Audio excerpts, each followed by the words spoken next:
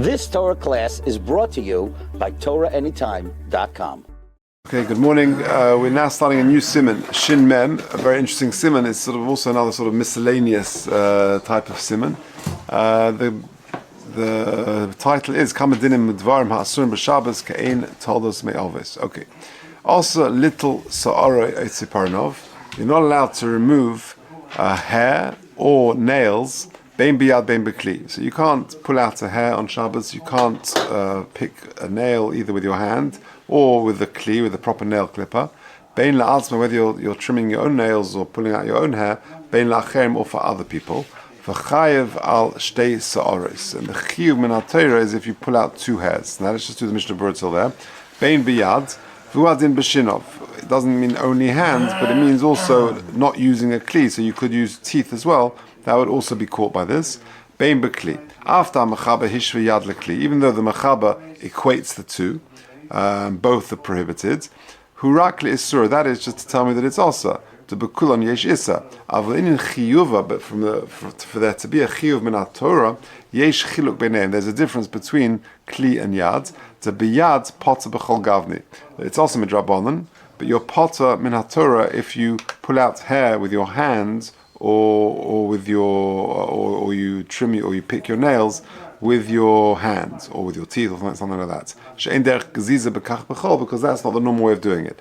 But if you use a kli, a nail clipper or scissors or something to cut your hair or to trim your nails, then it's going to be a chiyuv deraisa on Shabbos. The Havli tolda to geizes because it's a tolda of geizes, and of course a tolda you're going to be chayav for min Torah. The Avos are chayav min Torah, and the toldas are also chayav min Torah, and therefore you'll be chayav if you use a kli to cut nails or to pull some hair out. And when the Mechaber carried on and says you're chayav if you pull out two hairs, that again is dafka b'kli because it's only shay chayav with a kli. V'chayav al shtei saras, it says in Mishnah Berurah, v'se'ah echad yesh b'isur deraisa, k'mo kol chatzi shir shel kol isurim. So if a person pulls out one hair, that's still a chiyuv min Torah because chatzi shir also min Torah. V'chein adin b'chol melacha Shabbos t'loi bo'in shir l'inin issa l'inin chiyuv chatas. Whenever we discuss a shir, for example, the amount of food that you need to cook, or whatever it may be, here shtei sa'aros, that's only to tell me the yochayev min Torah, the yochayev the einish, chatas b'shogeg, or skila for mezid, etc. Or the inyan netilas siparnaim, with regard to, so therefore if you pull out one hair, it's still also min Torah, but if you pull out two, then there's a chiyuv, then there's an einish. Or the inyan netilas siparnaim, when it comes to trimming nails, kosova elirabah, dafilat siparin echot chayev, even one nail, a person will be chayev. V'chein muchach le'el b'sinim shin chav ches sif lamed aleph. The Isha. Now, interesting halacha. Isha sheshok chalitzel tzipernayim erev Shabbos. A woman who ve'ir tefillah b'leil Shabbos. A woman is going to mikvah on Friday night, and she forgot to trim her nails on erev Shabbos, and she needed to do that for part of her preparations to go to the mikvah.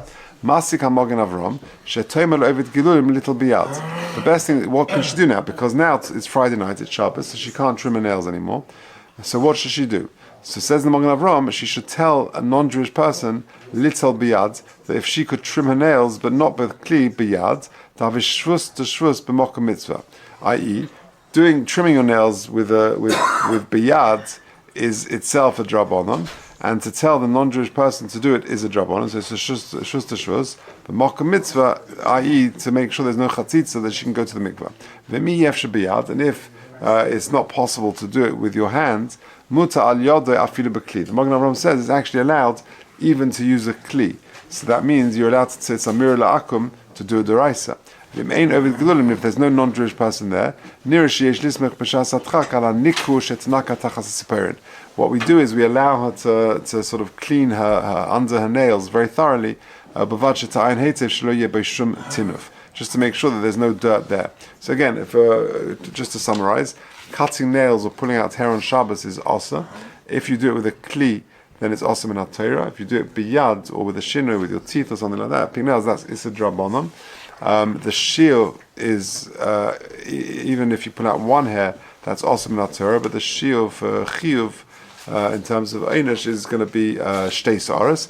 And a woman who didn't trim her nails before, as part of the preparation before Shabbos, if she needs to go to the mikveh Friday night, then the Magen Avraham says she should ask a non-Jewish lady to do it biyad with a shinui.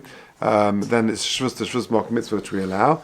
If she's not willing to do that and she wants to use a kli, and that's the only option, then the Magen Avraham allows it.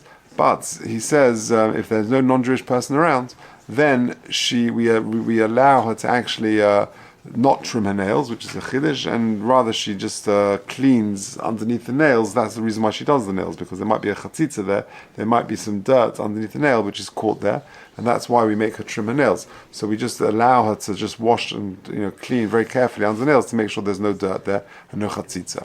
Okay, carrying on now the mechaba, top line, u'melaket levonos mitoch shecheres afilu ba'achas chayev, and pulling out white hair from black hair, even one is chayev. Says the Mishnah Berurah, why? V'atam mishum da'afilu ba'achas makbid, because if you're starting to go grey and you've got one white hair, you're worried, you're bothered about it. Shelo near kazokin, it makes you look older. Lekach chashiv malacha, and therefore even putting out one hair is asa. V'tesefte isa tehu adin b'mlaket shcheres metoich levonis. It could be the other way around as well. Yeah, you want to look sagely, and therefore you want to have a good white beard. And Nebuch, you got one black hair in the beard, so you're embarrassed about that, so you want to pull that out. So that would also be a problem. Okay, back to the mechaba. Apart from the problem of geizes, of a tolda of geizes, of pulling hair out on Shabbos, you've also got other problems of lo yilbash. A man can't perform female sort of cosmetic things. So lo yilbash, says the Mishnah Berurah, shederech noshim lahakbid al zeh lisnois, that women are particular about these sort of things, and therefore we don't allow you to pull out white hair from a black beard or from your hair. Interestingly, if you look at footnote 5, he mentions the following question: what about dyeing hair? Can a man dye his hair? And so there's a lot of Torah on this. The Yerideh says also mishum lo yilbish. Ostensibly, it's also because this is a female practice, and women dye hair, which is allowed. But for a man to do it, that's caught by lo yilbash afilu sar achas. Now, what about Mishel binu chelek nesaras rosha v'zkena ba'ofen yotzedofen? What if sometimes a person's beard can go white or grey in a very unusual fashion? So, for example, half the beard goes, or the lower part of the beard goes. So is a person allowed, Mishum Kavod Abrius, to dye his hair in that situation? So he says over here, Nechluku Achronim, that's a big machlekas Achronim. I've actually got another shir on Torah Anytime on this, can a man dye his hair? It was fairly recently. And there's the consensus of many poskim is actually to allow it. Shlomo Zalman and others allow it, and others take a stronger line. But there's a whole discussion about that. Mishum Kavod Abrius, if that's allowed, and there's some very interesting cases that come up in this area. Okay, Ayin Sham. Okay, back to the Mishnah Berurah Sifkat and Hey. Lo Yilbash. Derech Hanoshim Lahakbid Al Zel Lisnois. So now we're talking about trimming and cutting hair and trimming nails. Let me tell you a few rules about the malacha of gaziza, of shearing. Aleph, Hagayze Sema Oseh, says Mishnah Berurah. Hagayze Sema Oseh, someone who shears wool or hair, whether it's from an animal or whether it's from a chayav, whichever type of animal, chayav, for kama shir lechiyav, how much have you got to cut off for it to be chayav? Kedei letovas mimenu chut, you cut off enough hair that you've got a piece of material, she'arka karv la'arba tfachim la'rambam, that the length of that material is 4 tfachim according to the Rambam, or Rashi machatzis mizeh, half of it, 2 tfachim. Base, next point. Hachiyuv shal gazizahu, the chiyuv of shearing is bein shegozes min achai, bein shegozes min ameis, whether you're trimming from an animal which is alive or dead, afilu min hashelach shelohen, even from the shelach. What is that? Hainu erish nifshat min habehema, the skin which has been shed by the animal. The dafka goizes chiyuve b'chol gavne, and dafka goizes avol toilish min achai potter, to pluck hair from a living animal. It's also midrabanan, but not minatorah. The ein derech litlosh mishum dekoivle ela ligzos, because that's not the normal way of doing it. You normally shear it properly. You don't just pluck hair. Avol hatoile, because it causes the animal distress. Avol hatoilish biyad min amesa. But if you pluck it with your hand from a dead animal, derech litlish k'mo ligzos v'chayev. That is more of a normal way of doing it, and therefore you would be chayev. Al-kain, so you're wearing a nice fur coat or some sort of coat made of animal skin, and you've got some hair there. So you've got to be very careful not to pull out the hair, because even in our mace, even if the animal's dead, there is an issa deraisa. The Sefer Chassidim prohibits taking out lice from the animal skin, ayin sham. That's only to do with an animal or a chaya. Avol oifos, but with regard to the third category, oifos, poultry, chickens and things. The normal way is to pull out feathers from, by way of plucking them out, come over behema, like with behema, alidei gaziza, and therefore if you pluck out a feather from an oif, bein mechaim, bein lachamisa, whether the animal is alive or is dead, chayev. The tlichosan zui gazizosam, because plucking is the normal way of doing a gaziza of shearing. Hatoiva tzemer menachai, if you weave tzemer from a live animal, which is in the Mishkan they did it, and it's called a chachma. It's a very clever way of doing it, but it's a shinui. Because the normal way of doing it is you shear the animal, then you do the weaving. But to do it whilst it's still on the back of the animal and then you cut it off, although that's how they did it in the Mishkan, still that's not how we do it. Okay, fine. So that's the end of that. Okay, but with regard to washing the wool. Okay, base. Also, you're not allowed to cut off a wart from your body, bein biyad, bein bekli, whether it's by hand or whether using a kli, bein loy, bein la'acher, whether it's on you or whether it's on somebody else. It says in the Mishnah Berurah, fa'afilu hi yevesha, even if this wart is dried out, that it will soon fall off, lebesoif me'alsa by itself, afilu hachi also. And this is all to do with the drabonon.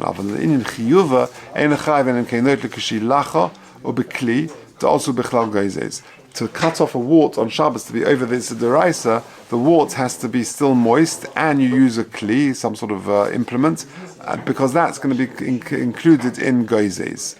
Yabeles migufay, you're not allowed to cut off a wart from your body. Vuadin, the also little shar tzitzin shelar, not only a wart, but other little bits of skin and things, and nail and things like that. Sheparshu ktsas me'al gabe yodo mekomis acherim, that detach from yourself. You're not allowed to pull off on Shabbos. One has to be careful with the lips. Sometimes you have a little bit of loose skin around, the lip. You've got to be careful not to detach that on Shabbos. We dealt with it there. Bein biyad, and you can't do that whether you're cutting off the wart, whether you use your hand or whether you use a kli. And so too, if you use your teeth to do it, that's also not allowed, at least midrabanan. Okay, Gimel.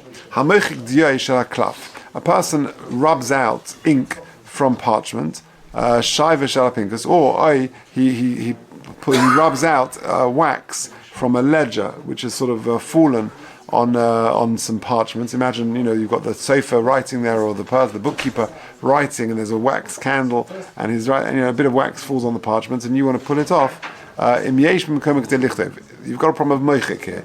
If the place where you're erasing, i.e. you're removing the ink or the wax, and you've got enough room now, then you're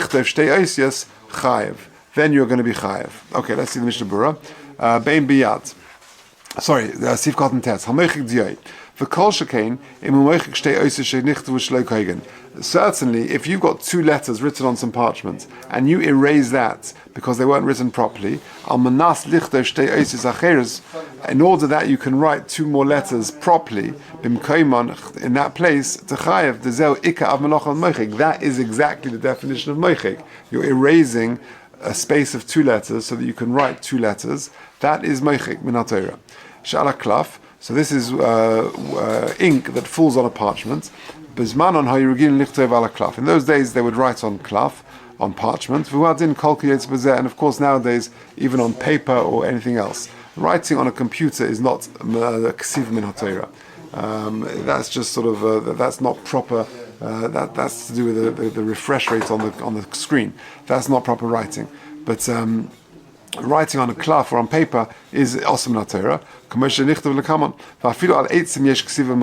if you're writing on wood, it's also possible to have ksiva and mechika if you erase it. Because that's exactly what they had in the Mishkan. They would have the beams of the Mishkan, the kroshim of the Mishkan, and you would write on them to just know, to pair them up, because they came in pairs. And therefore you would write, this is number 1A, 1B, or whatever they would write. And that was the precedence of ksiva in the Mishkan. The Mechaber is talking about erasing not in the place where you're writing letters. And you're erasing, you've got an ink spill, and you're erasing it there. Not that you're erasing letters. You've got to be careful even when ink or wax falls on the actual letters themselves. Because if you're going to rub out the smudge, because you're basically removing the smudge to expose the writing underneath it, which is essentially which you're chayav for. Even if the smudge is on one letter, you've got to be careful.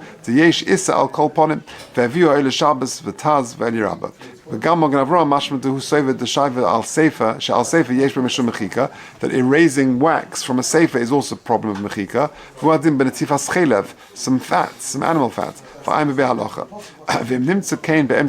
this is a fascinating question. What if you get called up for an aliyah? And as the Golker is reading, he notices that the sofer in days of old was using a wax candle to illuminate his craft, and therefore he was writing, and there was a bit of wax on the Sefer Torah. Can you remove that? So on Shabbos, after Osa l'salik hashayva ve'achelev, even though removing wax and fats is Osa, mikol makom ein lo hotzeh acheres avur zeh, but you shouldn't bring out another Sefer Torah because you've got a bit of a wax spill on the parchment. V'yikra osei hateva ba'al peh.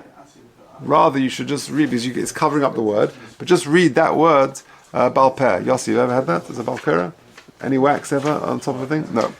Prima Garden, the Chaim Kozav B'chai, all the Milchus Kriyas HaTorah. Over there, Chaim Kozav Dim Nimtzak Ben Gavra Legavra, Yesh Lo Hitzeh Acheres and Mein Hosius Nikarin. If the wax spill has covered up a letter and you only notice it Ben Gavra Legavra between the aliyahs, then you should bring out another sefer. Ve'taktiv le'elba Siman Lamed Beis Be'alocha Ayin Shom.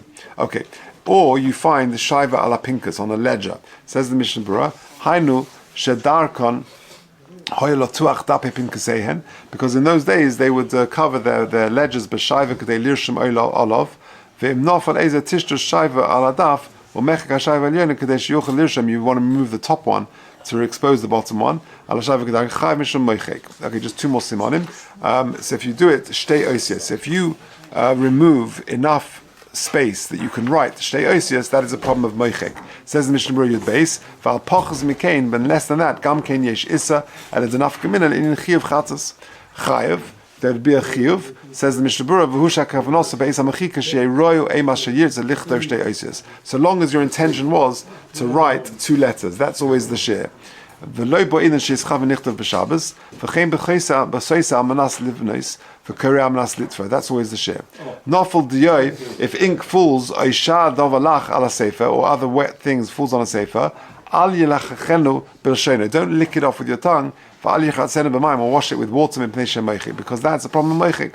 And lastly, also litin shayva ala sefer l'siman b'mokim sheroitze la'ayin b'lamacha. You can't sort of leave your page mark, put a bit of wax on the sefer.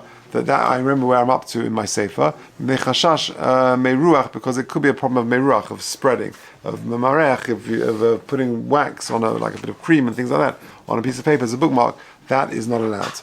Okay, it's probably a good place to stop. Next coming up is cutting birthday cakes and these sort of things. So that's needs a bit more focus. That will be this next week. Okay, have a good chance. You've just experienced another Torah class brought to you by TorahAnytime.com.